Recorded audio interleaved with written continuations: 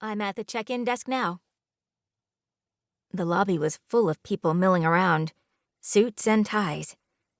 It could be a room of FBI agents except for the fact the suits were designer, and most men had a woman on their arm. The medical conference had been designed with couples in mind, having several events for the spouse of someone in the medical field. Couple seminars and workshops, and a fancy gala tomorrow night. Schmoozing wasn't why Alena was there. She headed for the correct check-in line and shifted the phone away from her mouth to say, "Alena Sanders, hospital administrator." The white-shirted volunteer leafed through a box of manila envelopes stuffed with information, and the lanyard everyone wore. The ASAC said, "Listen up." She kept her voice bland-sounding and said, "Yes?" "The shooting victim we found 3 days ago has been identified.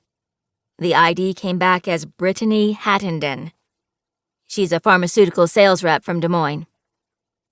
"That's great, Mom." She smiled at the volunteer and took the envelope. She mouthed, "Thank you." An idea sprung into Alena's head. "I'm sorry, Mom, 1 second." She lowered the phone and asked the volunteer, "I wondered if my friend has checked in yet.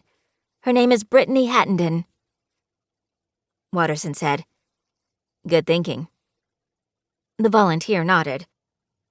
"She checked in a few minutes ago. I remember because she had a little dog with her. So cute." "Thank you." Alena turned out of the line. She'd already checked into the hotel on her phone and had her room number. The resort app controlled entry to the spot where she was staying. She found a sign overhead and weaved between 2 doctors speaking a foreign language that sounded like Hindi. She'd never spent time on the Indian subcontinent, even though she'd lived overseas with her father at military bases all over the world. The general was retired now and lived with her in Cheyenne, as of a few months ago. If Brittany checked in for the conference, then whoever murdered her might have done it to take her place. She pushed out the lobby door and headed for her room. One in a block of chalets across a courtyard, each with a kitchen.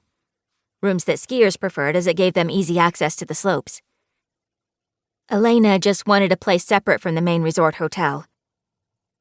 She gripped the phone, now warm against her ear. Whoever took the victim's place here has to be connected to the killer, and the whole case. It's a clear lead.